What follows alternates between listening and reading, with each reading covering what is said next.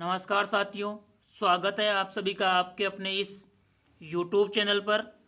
साथियों, यहाँ पर मैं आप सभी के लिए आज की जो महत्वपूर्ण खबरें हैं उनसे जुड़ी हुई कुछ महत्वपूर्ण अपडेट्स प्रोवाइड करने वाला हूँ।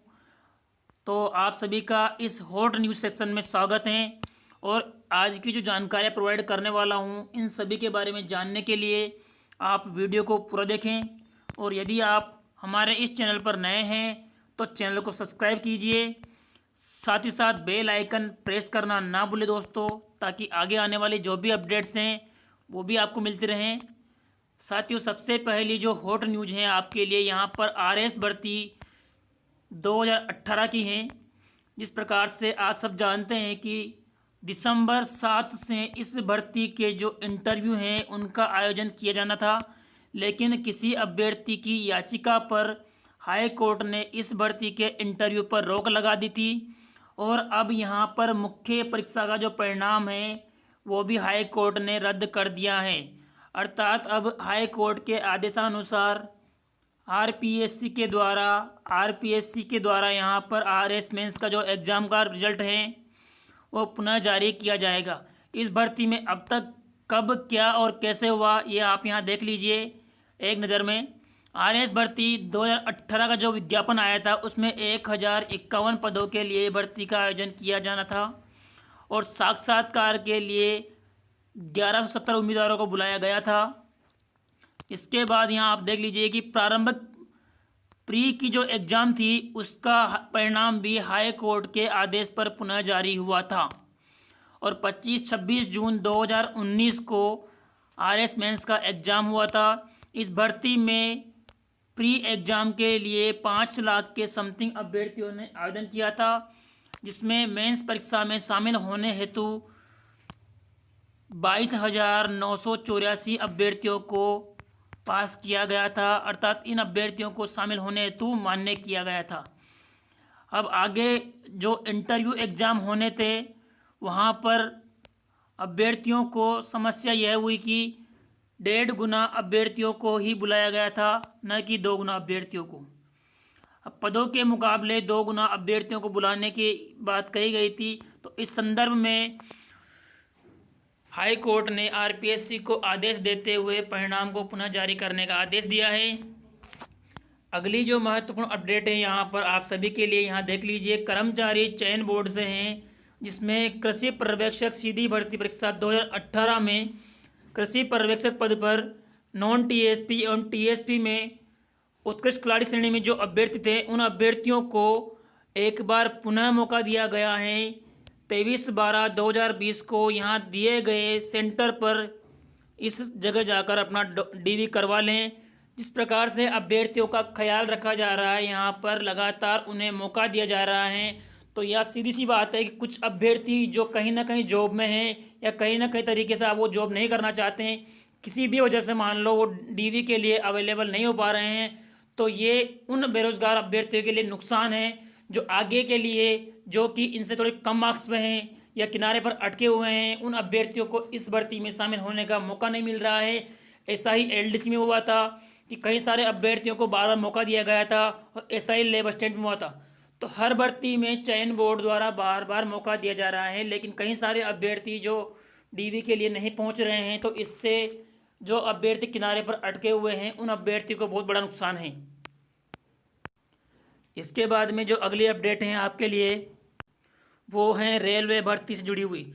जिस प्रकार से कल के वीडियो में मैंने आपको बताया था कि आज किसी भी तरीके से बोर्ड की मुख्य वेबसाइट पर एनटीपीसी एग्ज़ाम को लेकर कुछ अपडेट आएगी, तो कल एनटीपीसी एग्ज़ाम को लेकर जो महत्वपूर्ण अपडेट आई थी वो ये थी दोस्तों आपके लिए कि 1.25 करोड़ अभ्यर्थियों का जो एग्ज़ाम है वो 28 दिसंबर से शुरू हो जाएंगे और पहले चरण में जो एग्ज़ाम होने हैं वो 28 दिसंबर से स्टार्ट होंगे और लगभग 13 जनवरी तक एग्ज़ाम चलेंगे। तो पहले चरण में 28 दिसंबर से 13 जनवरी तक एग्ज़ाम होने हैं। इसमें करीबन आप यहाँ देख लीजिए 35,000 अभ्यर्थियों के लिए 35,000 अभ्यर्थियों के लिए पदों के लिए जो भर्ती का आयोजन होना है।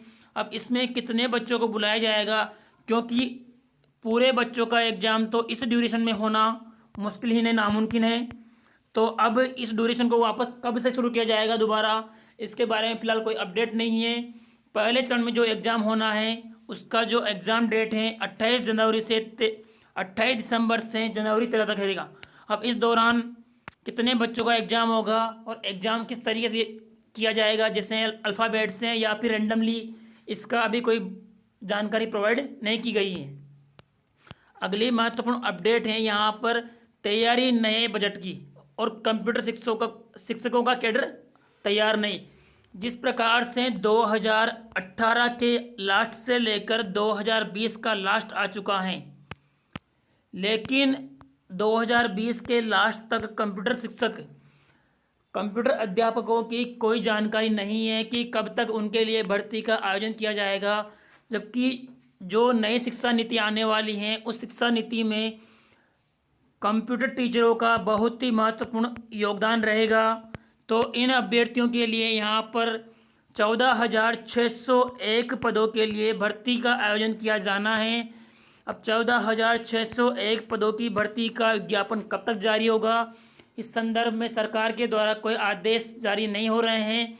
और जबकि उस संदर्भ में जो घोषणा पिछले बजट में की गई थी कि शीघ्र ही कंप्यूटर टीचर की भर्ती का आयोजन किया जाएगा, लेकिन उस संदर्भ में अब तक कोई संज्ञान नहीं लिया गया है।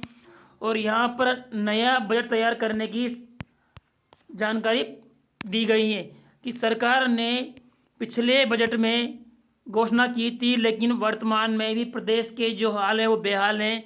अभी तक कंप्यूटर शिक्षा की कोई जानकारी हेतु या इसे तो कोई अध्यापकों की भर्ती का आयोजन नहीं किया गया है। अगली यहाँ पर आप देख लीजिए, इस भर्ती के संदर्भ में यहाँ दे रखा है कि डिग्रीधारियों को फायदा। प्रदेश में कंप्यूटर अध्यापक की भर्ती निकलने पर ITCS इन डिग्रीधारी बेरोजगारों को रोजगार मिल सकेगा, जिसका कि प्रदेश के कई सारे बेरोजगारों को इंतजार है।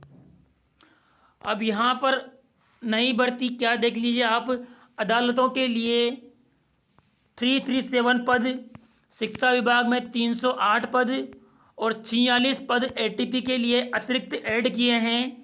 और इन अतिरिक्त ऐड पदों पर शीघ्र ही सीधी भर्तियों का आयोजन किया जाएगा। और कहीं ना कहीं इन भर्तियों के लिए आयोजन किया जा चुका है, तो उन भर्तियों के माध्यम से इन पदों को भरा जाएगा।